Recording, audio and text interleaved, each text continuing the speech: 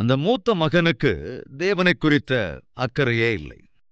அந்த மூத்த பையனுக்கு தேவனுடைய சன்னதி என்றால் எந்தவித அக்கறையும் இல்லை.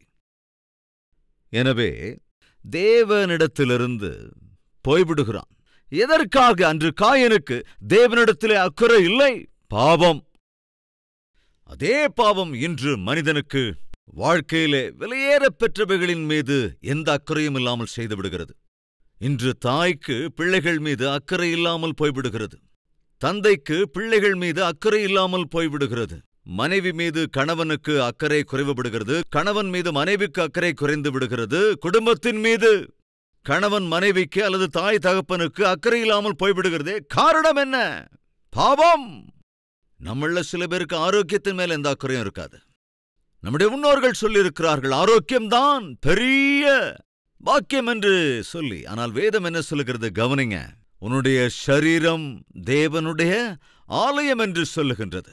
தேவனுடைய ஆலயமாகிய இந்த சரீரத்தை எத்தனை பேர் அக்கறையோட கூட காத்துக் கொள்ளுகிறீர்கள்? தேவன் வாசம் பண்ணுகிற அவருடைய ஆலயம் என்ற இந்த சரீரத்தை எத்தனை பேர் அக்கறையோடு பார்த்துக் கொள்கிறீர்கள்? அக்கறையே கிடையாது. உன்னுடைய சரீரத்தை சாராயத்தால் நிரப்புகிறாய். உன் சரீரத்தை பிராந்தியால் நிரப்புகிறாய். உன் சரீரத்தை விஸ்கியால் நிரப்புகிறாய். உன் சரீரத்தை கொண்டு பயங்கர பாவங்களை செய்கிறாய். சிகரெட் குடித்து குடித்து சரீரத்தை கெடுக்கிறவர்கள் சில பேர் என்றால், குட்கா போட்டு போட்டு சரீரத்தை பாழாக்குகிறவர்கள் சில பேர் என்றால், பிராந்தி விஸ்கி சாராயம் என்று குடித்து குடித்து சரீரத்தை கெடுத்துக் கொள்ளுகிறவர்கள் சிலர் என்றால், தங்கள் சரீரத்தையே விற்று அதன் மூலம் வருகிற பணத்தைக் கொண்டு சுகபோகத்திலே மூழ்கி கிடப்போர் இன்னும் சில பேர் என்றால், இவர்கள் எல்லோரும் என்ன செய்கின்றார்கள்? ரோகங்களை வருவித்துக் கொள்ளுகிறார்கள். அப்படின்னா என்ன அர்த்தங்க? ஆரோக்கியத்தை குறித்து எந்தவித அக்கறையும் கிடையாது. பேஷண்ட்ஸை அழைச்சிட்டு வந்து ஜெபம் பண்ணுங்கன்னு சொல்லுவாங்க. ஐயா, த்ரோட் கேன்சர் வந்துருச்சு ஐயா.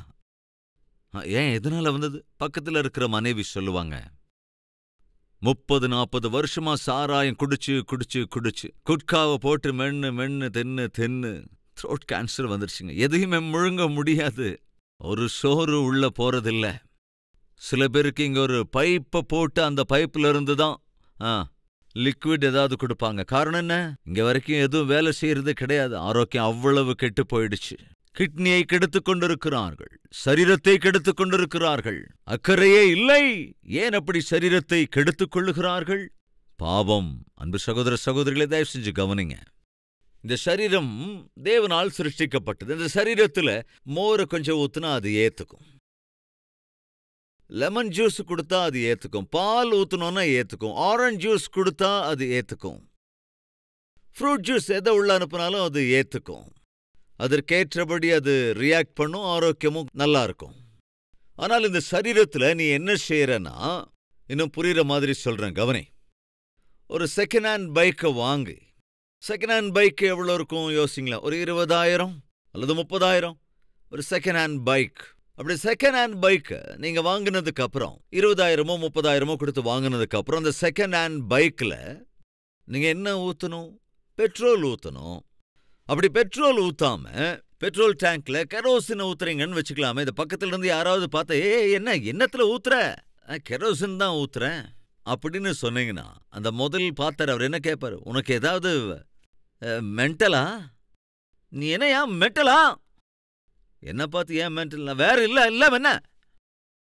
பெட்ரோல் பைக்ல பெட்ரோல் டேங்க்ல பெட்ரோல் ஊத்தணுமே தவிர கெரோசினை ஊத்துறியா? நீ கெட்டு போயிடுயா அதோட இன்ஜின். பரவாயில்ல பரவாயில்ல. பெட்ரோலும் கெரோசினும் பாக்குறதுக்கு ஒரே மாதிரி இருக்கிற லிக்விட் தானே, பார்க்க கூட ஒரே மாதிரி இருக்குல்ல. ஊத்துனா என்ன ஆக போகுது?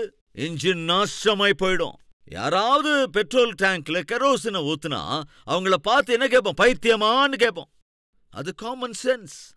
சரி, அதாவது செகண்ட் ஹேண்ட் பைக்கா இருந்தா கூட அதுல யாரும் கெரோசின் ஊத்த மாட்டாங்க. மூளை இருக்கிற யாரும் ஊத்த மாட்டாங்க. ஏன்னா என்ஜின் கெட்டு போயிடும். அந்த அளவுக்கு காமன் சென்ஸ் இருக்கா இல்லையா? சரி,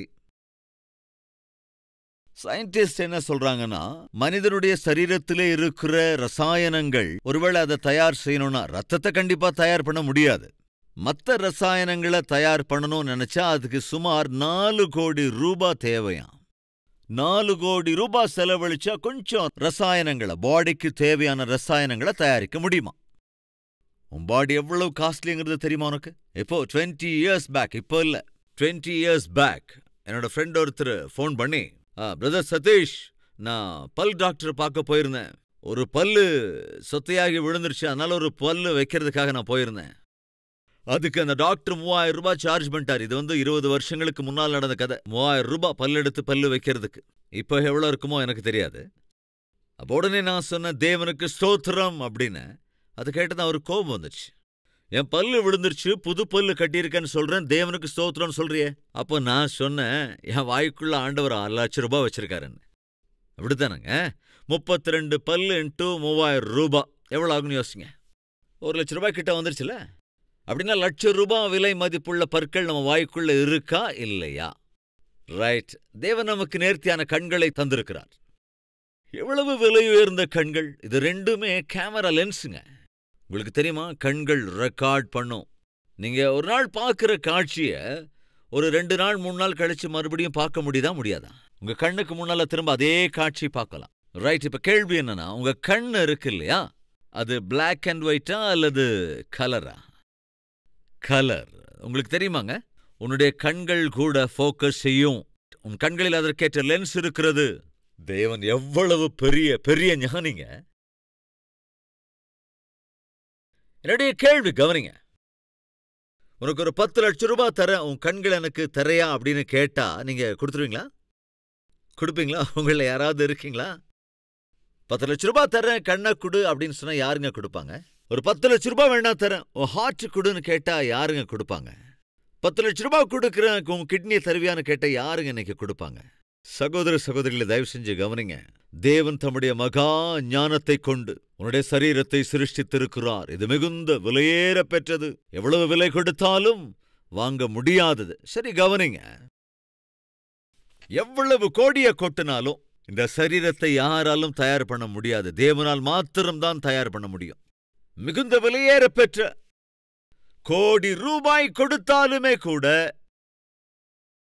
இந்த சரீரத்தில் இருக்கிற அவயவங்களை தயார் பண்ணவே முடியாது. சரி, இதெல்லாவற்றையும் எதற்கு சொல்லுகிறேன் என்றால், ஏற்கனவே நான் சொன்ன ஒரு செகண்ட் ஹேண்ட் பைக் 20,000 அல்லது 30,000, 20,000மோ 30,000மோ விலை மதிப்புள்ள ஒரு செகண்ட் ஹேண்ட் பைக்ல கெரோசின் ஊத்திருவியா? நீ ஊற்றுவியா?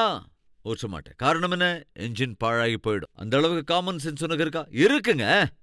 என்றால் கோடி ரூபாய் விலை மதிப்புள்ள இந்த என்ஜின்ல நீ சாராயத்தை ஊத்துவியா? நீ பிராந்திய ஊத்துவியா? விஸ்கிய ஊத்துவியா? காமன் சென்ஸ் கொஞ்சமாவது இருக்கா? ஒரு செகண்ட் ஹேண்ட் பைக்கிலேயே கெரோசின் ஊத்துறைய நீ எவ்வளவு கோடியை கொட்டி கொடுத்தாலும் வாங்கவே முடியாத விலையேற பெற்றோன் சரீரத்தை நீ சரீரத்தை கொண்டு, பிராண்டியை கொண்டு, விஸ்கியை கொண்டு நாசம் பண்ணி கொண்டிருக்கிறாய் என்றால் உனக்கு கொஞ்சமாவது அக்கறை இருக்கா? ஆரோக்கியத்தை பத்தி அக்கறை இருக்கா? சில பேர் சிகரெட் அவ்வளவு என்ஜாய் பண்ணி குடிப்பாங்க. அது என்னமோங்க, தன்னை குடிக்கிற சிகரெட். உண்மையில அவர் என்ன நினைக்கிறாரு, தான் இந்த சிகரெட்டை குடிக்கிறேன்னு. ஆனா நிஜம் அதுவல்ல, அந்த சிகரெட் தான் இவரை குடிச்சுக்கிட்டு இருக்கு. கொஞ்சம் யோசிச்சு பாருங்க. இருக்காங்க காமன் சென்ஸ். யாரையும் குற்றம் சுமத்த நான் விரும்பவில்லை. இருந்தாலும் கிறிஸ்தவ சமுதாயமே அக்கறையோடு இருப்பது அவசியம்.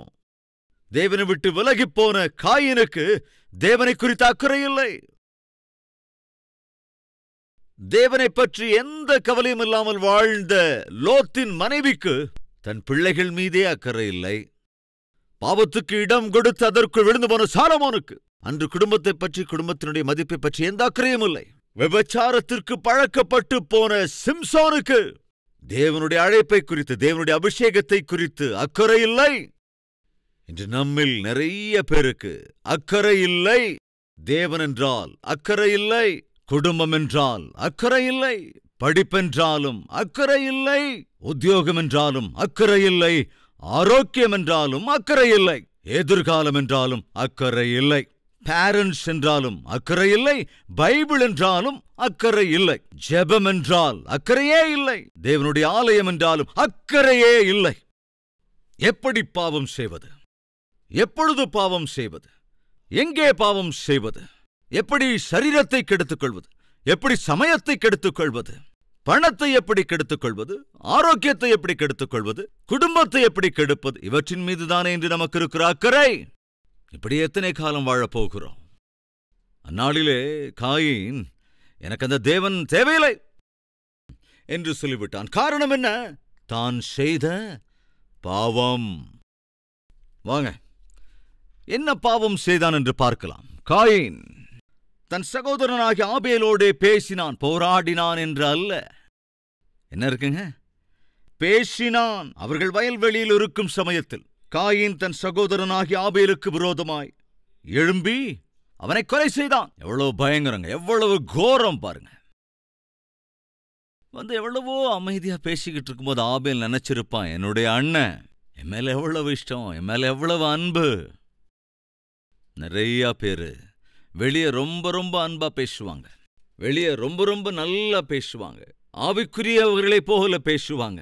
ஆனா உள்ளுக்குள்ள, அதாவது பின்னால மாத்திரவங்க குழி தோண்டுவாங்க. மனிதனுடைய முகத்துக்கு முன்பாக ரொம்ப ரொம்ப நல்லா பேசுவாங்க. அந்த மனிதன் அங்கிருந்து போனதற்கு பிறகு அதே மனிதனை குறித்து அசிங்கமாக பேசுவார்கள். ஒருவர் இருக்கும்போது ஒரு மாதிரி பேசிவிட்டு அவர் இல்லாத போது வேறு மாதிரி பேசுகிறவர்கள் மத்தியில் இருக்கிறாங்களா இல்லையா? இருக்கிறார்கள்.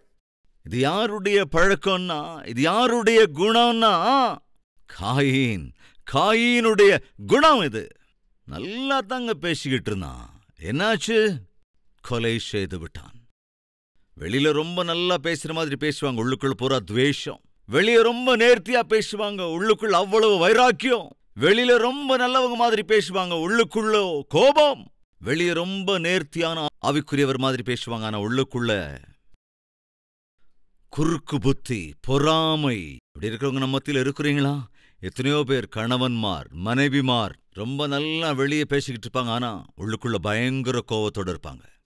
எத்தனையோ பேர் மனைவிமார் கணவனிடத்துல ரொம்ப நல்லா அன்பா இருக்கிற மாதிரி காணப்படுவாங்க, ஆனா உள்ளுக்குள்ள ஒரு விதமான திருப்தியின்மை. சே போயும் இந்த ஆளை போய் கல்யாணம் பண்ணிக்கிட்டேன், ஒரு துன்மார்க்கனை கல்யாணம் பண்ணிக்கிட்டேன், இப்படி ஒரு ஒண்ணுக்கு உதவாதவனை கல்யாணம் பண்ணிக்கிட்டேன் என்கிற பாவனை உள்ளுக்குள்ள அப்படியே கொந்தடிச்சுக்கிட்டு இருக்கான. வெளியே ரொம்ப அன்பா பேசுற மாதிரி பேசுவாங்க.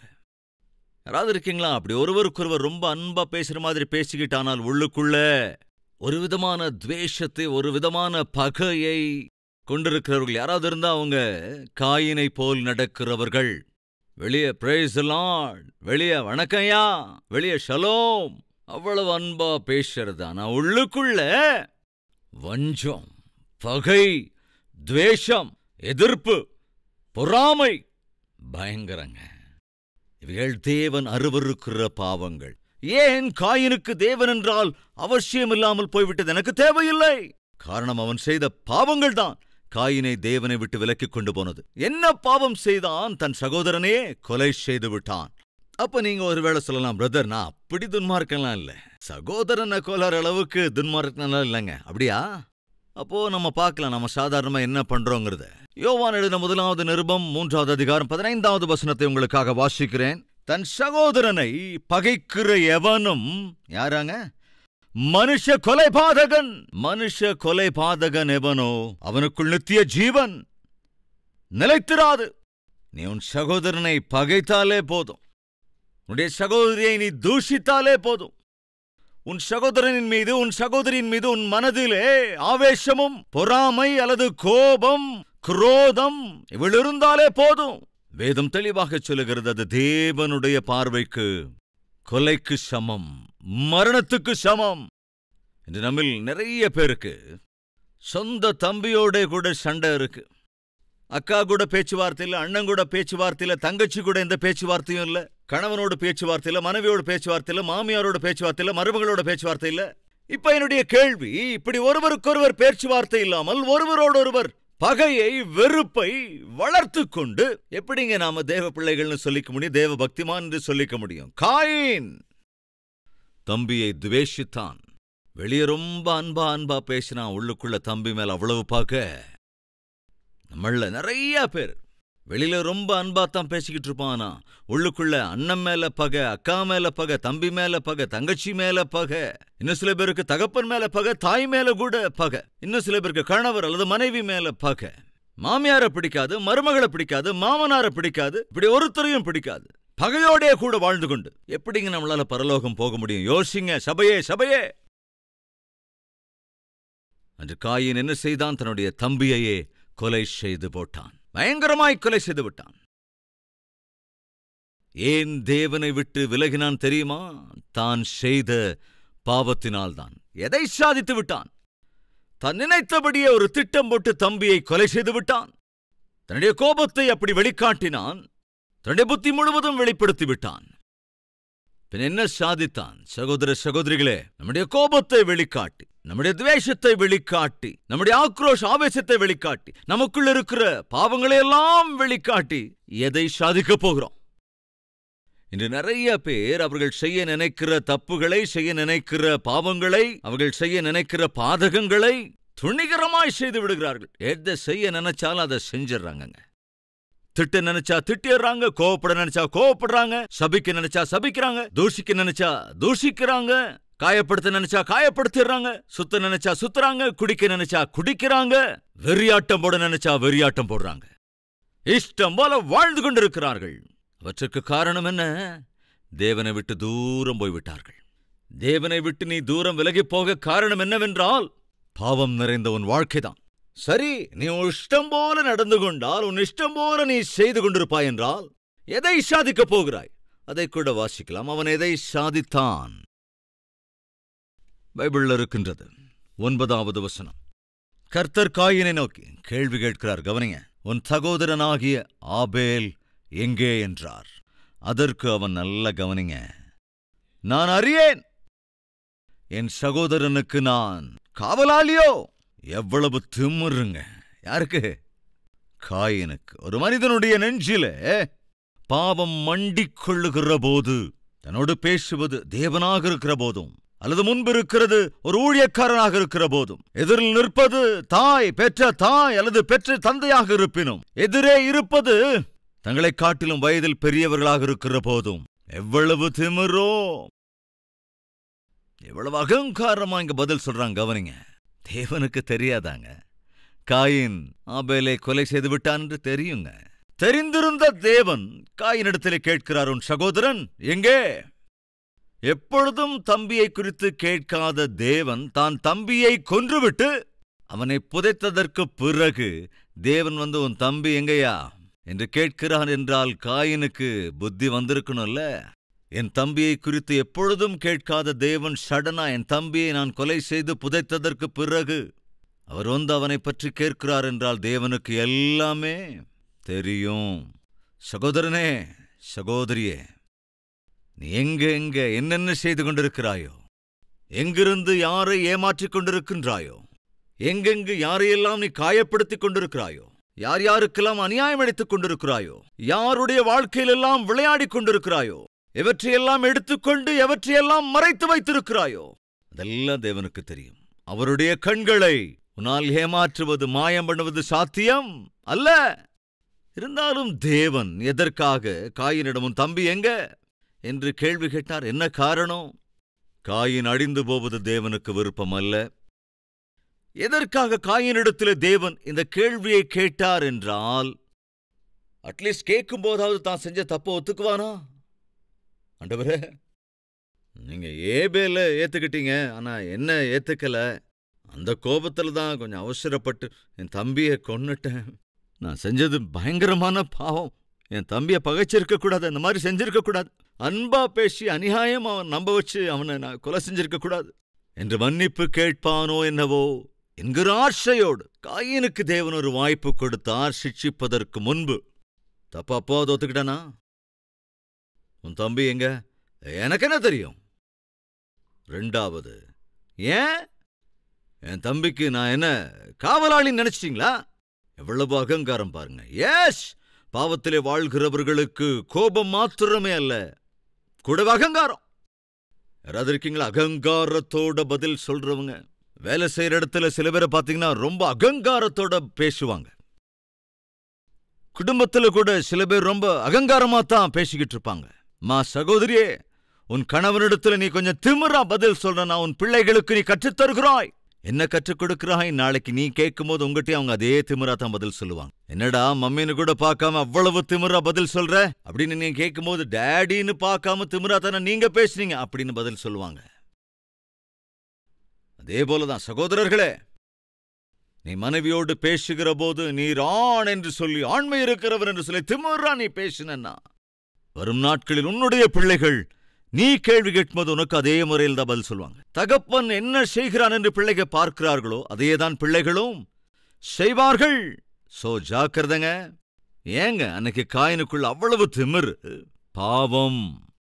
ஒரு மனிதன் பாவத்தால் நிரம்பி இருக்கிற போது கோபத்தை வெளிப்படுத்துவான். ஒரு மனிதன் பாவத்தால் நிறைந்திருக்கிற போது அகங்காரத்தோடு பேசுவான். ஒரு மனிதன் கோபத்தால் நிறைந்திருக்கிற போது, பாவங்களால் நிறைந்திருக்கிற போது ஆவேசத்தை வெளிப்படுத்துவான். அப்படி ஆவேசப்படுகிற மனிதன், கோபத்தால் நிறைந்திருக்கிற மனிதன் என்ன வேண்டுமானாலும் செய்து விடுவான். தனக்கு எதிரில் நிற்கிறது தம்பியா இருந்தாலும் சரி, வேற யாரா இருந்தாலும் சரி, தன்னுடைய கோபத்தை வெளிக்காட்டுகிற அந்த நிகழ்விலே எதற்கு வேண்டுமானாலும் துணிந்து விடுவான். இன்னைக்கு நம்மள எத்தனை பேர் இல்லைங்க, மனைவி மேல கோபப்பட்டு அவங்க கழுத்தை பிடிச்சு செவுத்துல மோதினவங்க. கோபம் வருகிற போது மிகவும் விசித்திரமாக மிருகத்தனமாக நடக்கிறவங்க இருக்காங்களா இல்லையா? இருக்கிறாங்கங்க. இவைகளெல்லாம் செய்வதனால் என்ன கிடைக்கும்? எதை சாதிப்போம் அல்லது எதை பெற்றுக்கொள்வோம்? பைபிள் இருக்கு, வாசிக்கலாம் வாங்க. தப்பை ஒத்துக்கொள்ளாமல் திமிரோடு கூட அகங்காரமாய் பதில் சொல்கிறவர்கள். காயின் அப்படி பேசி எதை பெற்றுக்கொண்டான்? வாசிக்கலாம். 11வது வசனம். இப்பொழுது உன் சகோதரனுடைய இரத்தத்தை உன் கையிலே வாங்கிக் கொள்ள தன் வாயை திறந்த இந்த பூமியில் நீ சபிக்கப்பட்டிருப்பாய். சாபம். தேவன் எனக்கு அவசியமே இல்லை என்றால் கவனே, சாபம். என் தம்பியை பற்றி நான் கவலைப்படுவதில்லை என்றால் கவனே, சாபம். பொறுப்பு கிடையாது. குடும்ப உறவுகளிலே எந்த பொறுப்பும் கிடையாது. தாய் தகப்பனை குறித்த பொறுப்புகள் இல்லை. அண்ணன் தம்பி எந்த அன்பும் இல்லை. எல்லாம் ஏஷந்தான் என்றால் கவனி, நீ சபிக்கப்பட்ட வாழ்க்கையை தான் வாழ்வாய். சாபத்துக்கு ஏதுவான வாழ்க்கைக்கு தள்ளப்படுவாய். 12வது வசனம். நீ நிலத்தை பயிரிடும் போது அது தன் பலனை இனி உனக்கு கொடாது. நீ கஷ்டப்படுவாய், பிரயாசப்படுவாய், விதைகளை விதைப்பாய், ஆனா கைக்கு ஒத்த காசு வராது. உன் உழைப்புக்கேற்ற பயிர் வராது. நீ முதல் போட்டு கடினமா உழைக்க நினைச்சு என்ன செய்ய நினைச்சாலும் அதனால் உனக்கு எந்த லாபமும் வராது. ஆனால் விளைவு பைபிள் சொல்லுது என்னவென்று, நீ நிலத்தை பயிரிடும் போது அது உனக்கு பலன் கொடாது. நீ பூமியில் எப்படி இருப்பாய்? நீ பூமியில் நிலையற்று அலைகிறவனாய் இருப்பாய். தேவன் எனக்கு அவசியமில்லை என்று சொல்லி நீ உன் இஷ்டப்படி வாழ்ந்து கொண்டிருப்பாய் என்றால் அதற்குண்டான விளைவை நீ சந்தித்தே ஆக வேண்டும். அது யாரா இருந்தாலும் சரி. தேவன் எனக்கு அவசியம் இல்லை. தேவனோடு எனக்கு எந்த சம்பந்தமும் தேவையில்லை. தேவனோடு நான் ஐக்கியம் தேவையில்லை. ஆவிக்குரிய வாழ்க்கை எனக்கு அவசியம் இல்லை. ஜெபிக்கிற வாழ்க்கையில எனக்கு தேவையே இல்லை. தேவாலயத்துக்கு வர வேண்டிய அவசியம் எனக்கு இல்லவே இல்லை. முழங்கால் பட வேண்டிய அவசியம் இல்லை. ஜெபம் பண்ண வேண்டிய அவசியம் இல்லை. இந்த பக்தியே எனக்கு தேவையில்லை என்று யாராவது நினைத்துக் கொண்டிருப்பீர்கள் என்றால் கவனிங்க. இதற்கெல்லாம் காரணம் நீ செய்கின்ற பாவம். அதனால் நீ பெற்றுக்கொள்வது சாபம். அந்த சாபம் எவ்வளவு பயங்கரமாயிருக்கும் என்பது பைபிள்ல தெளிவாக இருக்கிறது. தேவன் எனக்கு தேவையில்லை. ஏன்? என்ன காரணம்? பாவம். என்ன பாவம்? சொந்த தம்பியை கொலை செய்து விட்டான். என்னை பெற்றுக்கொண்டான்? சாபத்தை பெற்றுக்கொண்டான். காயினை குறித்து பைபிள் தெளிவாக சொல்கிறது. அவன் கர்த்தருடைய சந்நிதியை விட்டு போய்விட்டான். நீர் இல்லைன்னா எனக்கு என்ன? ஒரு சந்நிதி இல்லாவிட்டால் எனக்கு என்ன?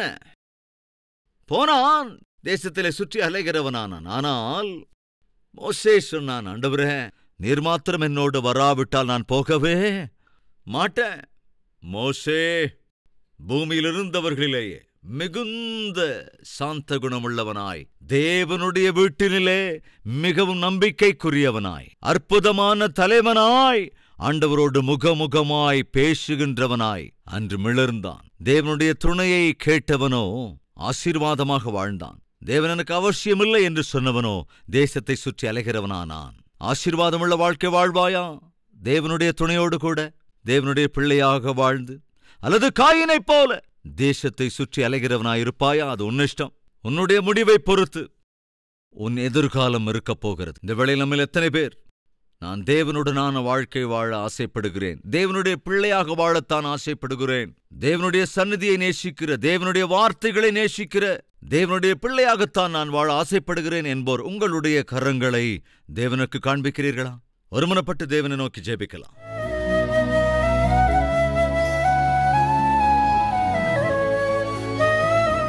மகா பரிசுத்தமும் அன்பும் நிறைந்த பிதாவே, காயின் மூத்த குமாரன், ஆனால் தேவன் என்றால் அக்கறை இல்லை.